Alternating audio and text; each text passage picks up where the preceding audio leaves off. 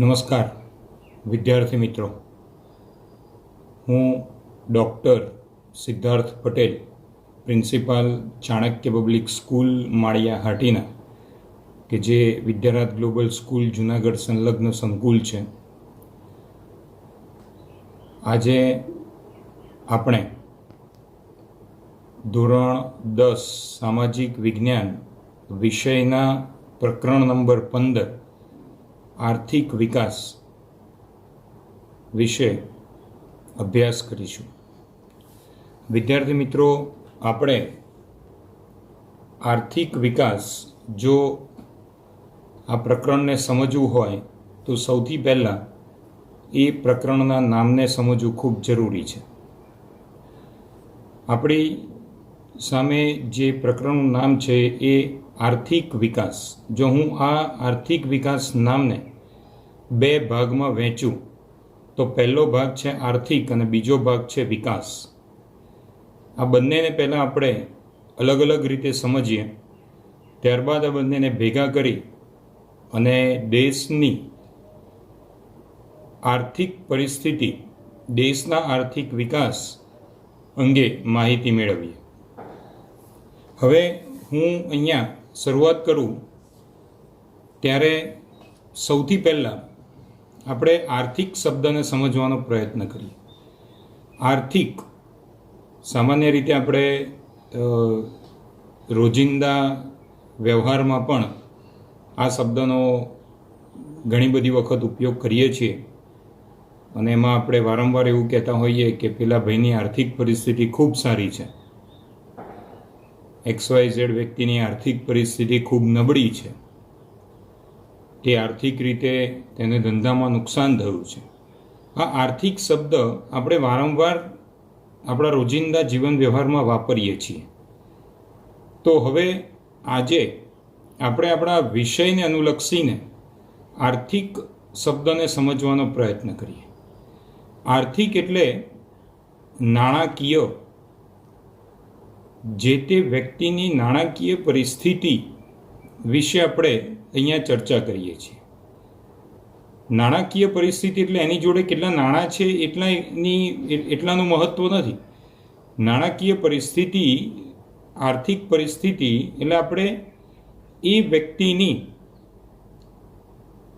રોજિંદી આવક કેટલી છે, એ વ્યક્તિની માસિક આવક કેટલી છે, એ વ્યક્તિની વાર્ષિક આવક કેટલી છે, એ વ્યક્તિ જોડે કેટલી સ્થાવર એટલે કે સ્થિર મિલકતો છે. આ બધી બાબતોને આપણે આર્થિક શબ્દ સાથે જોડતા હોઈએ છીએ. એટલે આર્થિક શબ્દ એ માત્ર એક નાનકડો શબ્દ નથી કે ભાઈ તમે એને ધંધામાં અત્યારે નુકસાન ગયું એટલે એની આર્થિક પરિસ્થિતિ બગડી ગઈ કે એના આધારે આપણે એનું મૂલ્યાંકન કરી લઈએ. એ બાબત સદંતર ખોટી છે. આર્થિક શબ્દને આપણે વિશાળ સ્વરૂપે સમજવો પડે. આર્થિક શબ્દ એ આપણા રોજિંદા જીવનમાં જેમ આપણે વાપરીએ એમ આપણે એક કોઈ વ્યક્તિ માટે કે કોઈ કુટુંબ માટે કે કોઈ સમાજ માટે વાપરીએ છીએ. પણ જ્યારે આપણે સામાજિક વિજ્ઞાન આ વિષય ભણતા હોય ત્યારે અહીંયા આર્થિક શબ્દને માત્ર આપણે કોઈ વ્યક્તિ કે સમાજને નથી લાગુ પાડવાનો, એ શબ્દ આખા દેશને, આખા રાષ્ટ્રને લાગુ પડે છે. એકલા રાષ્ટ્રની વાત છોડીએ તો એ આખા વિશ્વને લાગુ પડે છે. એટલે આર્થિક એ ખૂબ જ અગત્યનો શબ્દ છે અને એ આર્થિક શબ્દને આધારે જ આપણે જે તે દેશનું મૂલ્યાંકન પણ કરી શકીએ. આપણે હમણાં આગળ ચર્ચા કરીશું કે ભાઈ કોઈ પણ દેશનું મૂલ્યાંકન કરવું હોય તો શેને આધારે આપણે કરી શકીએ. તો પહેલી બાબત આપણે સમજાય કે આર્થિક એટલે જે તે વ્યક્તિની, જે તે સમાજની, જે તે દેશની, જે તે રાષ્ટ્રની નાણાકીય પરિસ્થિતિને આપણે આર્થિક શબ્દ સાથે જોડી શકીએ. ત્યારબાદ છે બીજો મુદ્દો, આપણા નામમાંથી જ લઈએ તો એ છે વિકાસ. વિકાસ એટલે ડેવલપમેન્ટ. અત્યારે આપણે બધા જ હર હંમેશ એક જ બાબતથી ચિંતિત હોઈએ કે ભાઈ આપણા ઘરનો, આપણો પોતાનો આપણા કુટુંબનો, આપણા સમાજનો, આપણા રાજ્યનો, આપણા દેશનો વિકાસ ક્યારે, કેવી રીતે થતો રહેશે એના વિશે આપણે હર હંમેશ ચિંતા કરતા હોઈએ છીએ. એટલે અહીંયા આગળ વિકાસ એટલે ડેવલપમેન્ટની વાત છે. તો કોઈ પણ દેશ હોય, કોઈ પણ કુટુંબ હોય, કોઈ પણ રાજ્ય હોય, એ હર હંમેશ પોતાના દેશમાં, પોતાના રાજ્યમાં, પોતાના ઘરમાં, પોતાના કુટુંબમાં જે નીતિ નિયમો, જે પોલિસીઝ બનાવે છે એ બધાને વિકાસને અનુલક્ષીને બનાવતા હોય છે. તો આ જે બાબત છે, જ્યારે આ બંને આર્થિક અને વિકાસ આ બે બાબતોને જોડવામાં આવે ત્યારે આપણું આ પ્રકરણ બને છે અને એ છે આર્થિક વિકાસ. તો આ આર્થિક અને વિકાસ આ બે શબ્દોને આપણે સમજ્યા, એના ઉપરથી આપણને એક વસ્તુ તો સ્પષ્ટ થાય છે કે આપણે આખા પ્રકરણની અંદર દેશના આર્થિક વિકાસ વિશેની કંઈક ને કંઈક ચર્ચાઓ કરવાની હશે અને એ જ બાબત સત્ય છે. તો મિત્રો, હવે આપણે આ બે નાના નાના મુદ્દાઓને સમજ્યા બાદ હવે આપણે આપણા પ્રકરણમાં જો આગળ વધીએ તો હું જરા ઇતિહાસ એટલે કે ભૂતકાળથી જો હું વાત કરું તો ભારત દેશ જ્યારે આઝાદ થયો ત્યારે ભારત દેશની આર્થિક પરિસ્થિતિ ખૂબ જ નબળી હતી. એ વખતે ચારે બાજુ ભૂખમરો, બેકારી, ભૌતિક સાધનોની પૂરતી સગવડ નહીં મળે, દેશની અંદર વાહન વ્યવહારનો વિકાસ નહોતો, દેશમાં ઉદ્યોગોને એટલું મહત્ત્વ નહોતું આપવામાં આવ્યું. ભારત દેશ વર્ષોથી ખેતી પ્રધાન દેશ તરીકે એને ઓળખવામાં આવે છે, તેમ છતાંય આપણો દેશ માત્ર ને માત્ર વરસાદ ઉપર આધારિત રહેનારો દેશ હતો. 1956ની અંદર આઝાદી બાદ ભયંકર દુકાળ, જેને પરિણામે ભારત દેશની આર્થિક પરિસ્થિતિ ખૂબ જ કથળી ગઈ.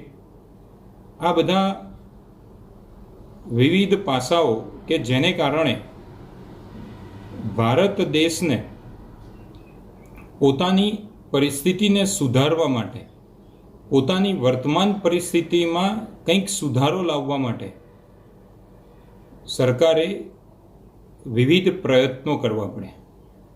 એમાં નોંધપાત્ર જે ફેરફારો આર્થિક વિકાસ લાવવા માટે સરકારે નક્કી કર્યું કે ભાઈ ભારત દેશની અંદર જ્યાં મૂડીની અછત છે, જ્યાં ઉદ્યોગોની અછત છે, આવા દેશને જો આપણે સમૃદ્ધ, આવા દેશને આર્થિક રીતે સદ્ધર બનાવવો હશે તો વિવિધ યોજનાઓ મૂકવી પડશે.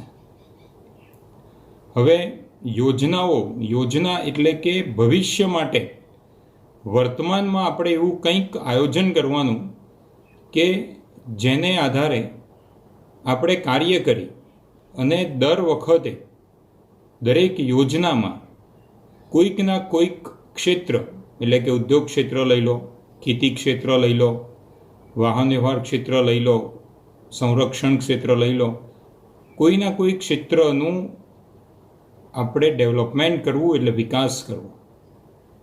તો એના માટે સરકાર દ્વારા નક્કી કરવામાં આવ્યું કે ભાઈ ભારત દેશની અંદર ખૂબ ટૂંકા ગાળાના ધ્યેય નક્કી કરીશું તો એમાં પણ સફળતા નહીં મળે, અને અતિ લાંબા ગાળાના ધ્યેય નક્કી કરીશું તો પણ સફળતા નહીં મળે. એટલે સર્વસંમતિથી ભારત દેશની અંદર દેશના આર્થિક વિકાસને વેગ આપવા માટે, દેશની ભૌતિક સુવિધાઓમાં વધારો કરવા માટે, દેશમાં ખેતીને મહત્ત્વ આપવા માટે, દેશમાં ઉદ્યોગોનું મહત્ત્વ વધારવા અને ઉદ્યોગોની સ્થાપના કરવા માટે પંચવર્ષીય યોજનાઓનો અમલ કરવામાં આવ્યો. હવે અહીંયા પંચવર્ષીય યોજના એટલે કે દર 5 વર્ષે એક નવી યોજના મૂકવાની. દરેક વખતે જ્યારે નવી યોજના મૂકવામાં આવે ત્યારે અગાઉના 5 વર્ષની અંદર જે યોજનાને મહત્ત્વ આપ્યું હતું એ યોજનાનું અવલોકન કરી, એ યોજનાનું મૂલ્યાંકન કરી હવે પછીની નવી યોજનાને મહત્ત્વ આપવું. ધીમે ધીમે ભારત દેશની અંદર દર 5 વર્ષે નવી યોજના મૂકતા કોઈક યોજનામાં ખેતીને મહત્ત્વ આપી અને આર્થિક વિકાસ કરવાનો પ્રયાસ કર્યો, કોઈક યોજનામાં ઉદ્યોગોને મહત્ત્વ આપી આર્થિક વિકાસ કરવાનો પ્રયત્ન કર્યો, કોઈક યોજનામાં દેશની અંદર વાહન વ્યવહાર, વાણિજ્યની સેવાઓ, આ દરેકને મહત્ત્વ આપી એનો પણ વિકાસ થાય અને દેશનો આર્થિક વિકાસ ઝડપી બને એના માટેના પ્રયત્નો થયા. પરંતુ આ પ્રયત્નો ધીમે ધીમે જ્યારે આગળ વધ્યા ત્યારે એવું જાણવા મળ્યું કે અમુક યોજનાઓ ખૂબ સફળ રહી અને અમુક યોજનાઓ કોઈ ચોક્કસ કારણોને લીધે સફળ રહી શકી નહીં. પરંતુ એક યોજનાની નિષ્ફળતાના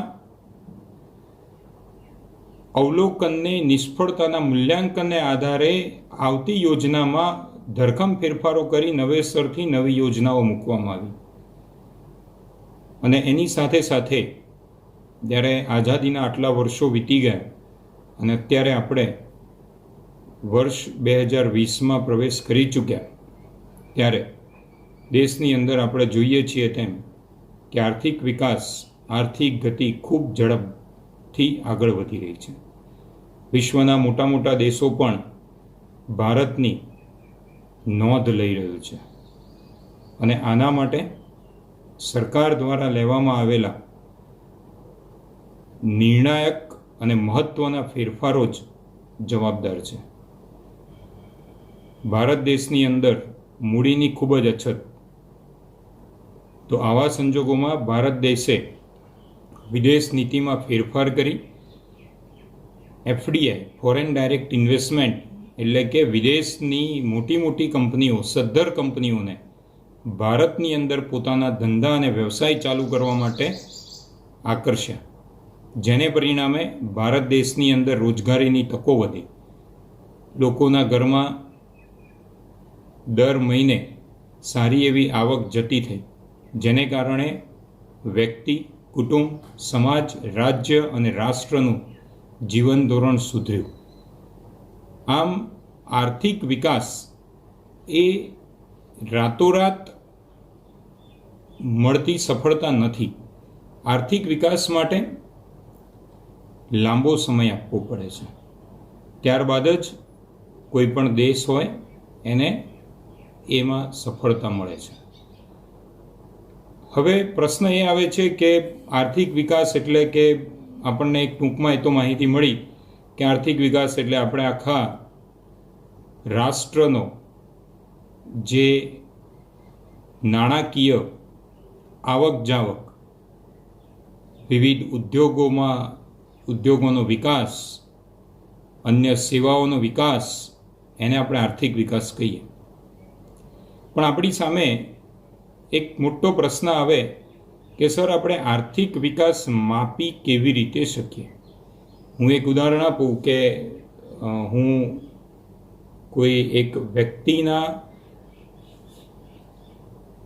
સંદર્ભમાં વાત કરું તો એનો આર્થિક વિકાસ માપવો એ ખૂબ સરળ છે. કારણ કે એનો આર્થિક વિકાસ માપવો હોય તો હું અમુક જ માપદંડ નક્કી છે, કેટલા માપદંડને હું ધ્યાનમાં લઉં એટલે મને ખબર પડે કે એનો આર્થિક વિકાસ અને એની આર્થિક પરિસ્થિતિ કેવી છે. જેમ કે એની મહિનાની આવક કેટલી, એ આવકમાંથી એ કેટલા રૂપિયાનું રોકાણ કરે છે, એ આવકમાંથી એ કેટલો ખર્ચ કરે છે, એના વધેલા પૈસામાંથી એણે અન્ય કેટલી મિલકતોનો વધારો કર્યો. આ બધી બાબતોને જ્યારે જોવામાં આવે ત્યારે આપણે વ્યક્તિની આર્થિક પરિસ્થિતિ આપણે સરળતાથી સમજી શકીએ અને એને આધારે આપણે એ પણ જાણી શકીએ કે એણે નક્કી કરેલા અથવા તો ચોક્કસ વર્ષો દરમિયાન એણે કેટલો આર્થિક વિકાસ કર્યો. પણ જ્યારે આખા દેશની વાત આવે ત્યારે આપણે કુટુંબથી ખૂબ આગળ વધવું પડે. અને જ્યારે દેશની વાત આવે અને આર્થિક પરિસ્થિતિને જ્યારે જાણવાનો પ્રશ્ન આપણી સમક્ષ ઉપસ્થિત થાય, ત્યારે કોઈ પણ રાષ્ટ્રનો આર્થિક વિકાસ જાણવો હોય તો એ રાષ્ટ્રના બે મુખ્ય મુદ્દાઓ, નંબર 1 દેશની રાષ્ટ્રીય આવક અને નંબર 2 દેશની માથાદીઠ આવક, આ બે બાબતોને જ્યારે ધ્યાનમાં લેવામાં આવે ત્યારે જ આપણે જે તે દેશના આર્થિક વિકાસને જાણી શકીએ છીએ. તો હવે પહેલાં આપણે આ પ્રકરણની આગળ શરૂઆત કરીએ પહેલાં આપણે આ બે મુદ્દાઓને જાણવા ખૂબ જરૂરી છે કે રાષ્ટ્રીય આવક શું છે અને માથાદીઠ આવક શું છે. માથાદીઠ આવક એટલે શું? મિત્રો, એનું એક નાનકડું ઉદાહરણ આપું, એને આધારે આપણને એ સમજવું ખૂબ સરળ પડે કે કોઈ એક પરિવાર છે, એ પરિવારમાં કુલ 4 સભ્યો છે અને એ 4 સભ્યો વચ્ચે જે પરિવારનો મુખ્ય વ્યક્તિ છે એ દર મહિને 40,000 રૂપિયાની આવક કરે છે. ફરી એક વખત સાંભળજો, એક પરિવાર છે જેમાં પરિવારમાં કુલ 4 સભ્યો છે અને એ 4 સભ્યોમાં જે મુખ્ય વ્યક્તિ છે, જેને આપણે કુટુંબનો કર્તા એટલે વડીલ, એ દર મહિને 40,000 રૂપિયાની આવક મેળવે છે. આ 40,000 રૂપિયામાં એના પરિવારના 4 માણસોનું ગુજરાન ચાલે છે. તો હવે મારો પ્રશ્ન એ છે કે તો એ 40,000 રૂપિયા 4 માણસો વચ્ચે છે એ શકે ને એક વ્યક્તિ દીઠ એમની આવક કેટલી ગણાય? તો બહુ સરળ છે કે 40,000 ભાગ્યા તમે 4 કરો તો એક વ્યક્તિ દીઠ 10,000 રૂપિયા આવે.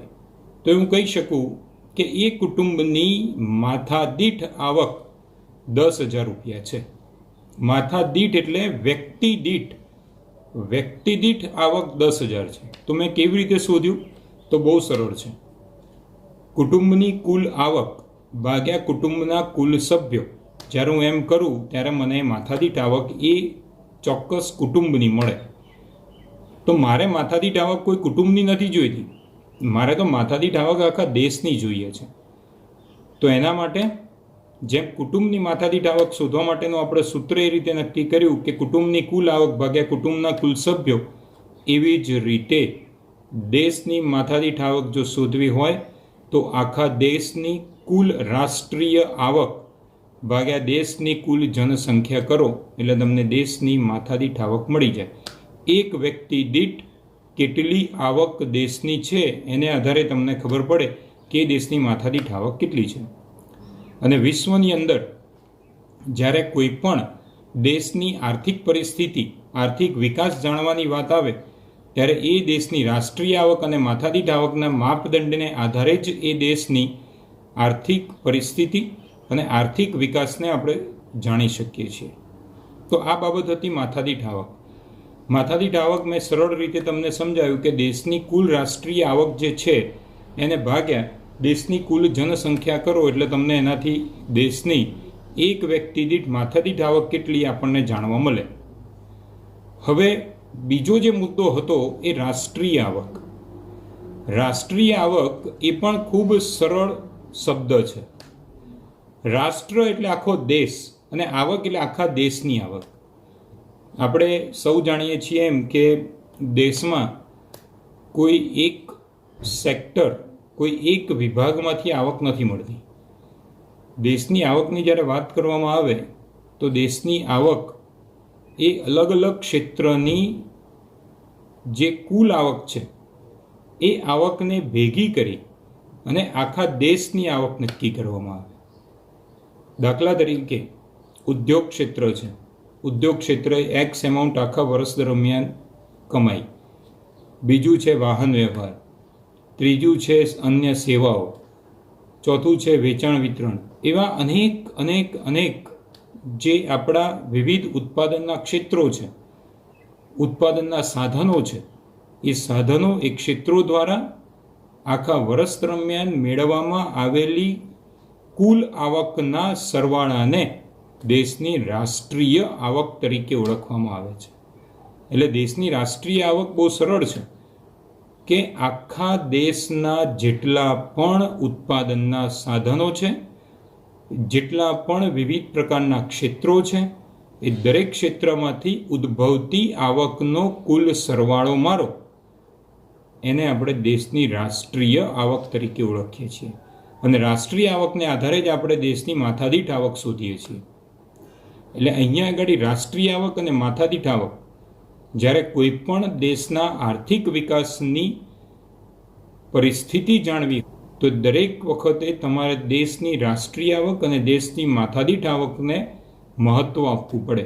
એને આધારે જ આપણને ખબર પડે કે ભાઈ આ દેશનો રાષ્ટ્રીય વિકાસ કેવો છે, આ દેશનો આર્થિક વિકાસ કેવો છે.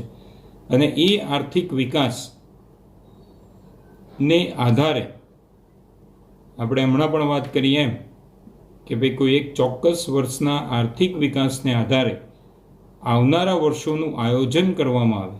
અને એ આયોજન કરવાની પ્રક્રિયા એટલે પંચવર્ષીય યોજનાઓ. તો આમ મિત્રો, આપણું આ જે પ્રકરણ છે આર્થિક વિકાસ, એ આર્થિક વિકાસને સમજતા પહેલાં 3 મુખ્ય બાબતોને આપણે સમજવી પડે. અને એ ત્રણેય બાબતોની આપણે ઊંડાણપૂર્વકની હમણાં ચર્ચા કરી કે પહેલી બાબત આર્થિક વિકાસ. આર્થિક વિકાસ એટલે દેશની નાણાકીય પરિસ્થિતિ, દેશની આવકમાં કેટલો વધારો થયો અને કેટલો ઘટાડો થયો છે, કયા ક્ષેત્રમાંથી કેટલી આવક આપણને મળી શકી છે, એ દરેકને આર્થિક વિકાસ તરીકે ઓળખીએ. નંબર 2 આપણે જે જોયું એ માથાદીઠ આવક. માથાદીઠ આવક એટલે આખા દેશની કુલ રાષ્ટ્રીય આવકને દેશની જનસંખ્યા વડે ભાગી જે આંકડો મળે એને આપણે માથાદીઠ આવક તરીકે ઓળખીએ છીએ. અને ત્રીજી વસ્તુ રાષ્ટ્રીય આવક. તો રાષ્ટ્રીય આવક એટલે દેશના વિવિધ ક્ષેત્રોમાંથી મળતી કુલ આવકના સરવાળાને આપણે દેશની કુલ રાષ્ટ્રીય આવક તરીકે ઓળખીએ છીએ. અને દેશની રાષ્ટ્રીય આવક અને માથાદીઠ આવકને આધારે જ આપણે એવું મૂલ્યાંકન કરી શકીએ કે કયા દેશનો આર્થિક વિકાસ ઝડપી છે અને કયા દેશમાં હજી આર્થિક વિકાસની શરૂઆત થઈ રહી છે. એટલા માટે મિત્રો, આપણે આ પ્રકરણની શરૂઆતમાં આગળ વધીએ એ પહેલાં આ જે મુદ્દાઓ મેં તમને હમણાં સમજાવ્યા એ મુદ્દાઓ તમારા પાઠ્યપુસ્તકની પ્રસ્તાવનાની અંદર આપેલા મુદ્દાઓ છે, જેને સમજવા ખૂબ જરૂરી છે. એ સમજ્યા વગર તમે આગળ જે પ્રકરણમાં શીખવાના છીએ એને સરળતાથી સમજી નહીં શકો. તો દરેક વિદ્યાર્થી અહીંયા જે આર્થિક વિકાસની સાથે સાથે જે નાના મોટા મુદ્દાઓની ચર્ચા કરી એને પહેલાં ધ્યાનથી સમજી લે. ત્યારબાદ હવે પછીના વિડીયોમાં આપણે નવા ટૉપિક સાથે આ પ્રકરણને આગળ શરૂઆત કરીશું. આભાર.